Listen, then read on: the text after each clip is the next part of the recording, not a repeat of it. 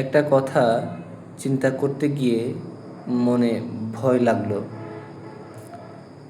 আল্লাহ তাআলা যখন তার অনুগ্রহপ্রাপ্ত বান্দাদেরকে ক্ষমা করবেন এবং জান্নাতে প্রবেশ করাবেন, তখন সকল নিয়ামত দিয়ে পরিপূর্ণ করার পর সর্বোচ্চ নিয়ামত যেটি হবে সেটি হলো আল্লাহ তাআলা নিজেকে বান্দাদের সামনে উন্মুক্ত করবেন এবং বান্দারা আল্লাহ রাব্বুল ইজ্জাতকে দেখার মতো সুযোগ পাবে জান্নাতীরা, এবং এটাকে ইয়াউমুম মাজিদ বলে। তো এই নিয়ামতটা পাবেন সকল জান্নাতীরাই পাবেন। সুবহানাল্লাহ, কত বড় নিয়ামত!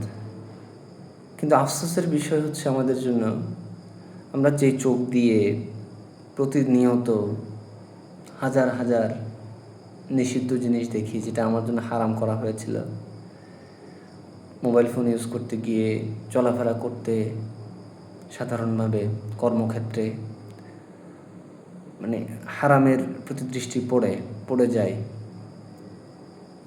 তো যেই চোখ দিয়ে আমরা হারাম দেখি, আল্লাহ রাব্বুল ইজ্জাত সেই চোখকে ওই সুযোগ দিবেন কিনা যে আল্লাহ রাব্বুল ইজ্জাতকে দেখার মতো। এই জিনিসটা চিন্তা করে ভয় লাগলো যে আমরা কি মাহরুমের দলে পড়ে যাব কিনা, বা ওই ইয়াউমুল মাজিদ এর দিনের নিয়ামতটা কি আমরা পাবো না।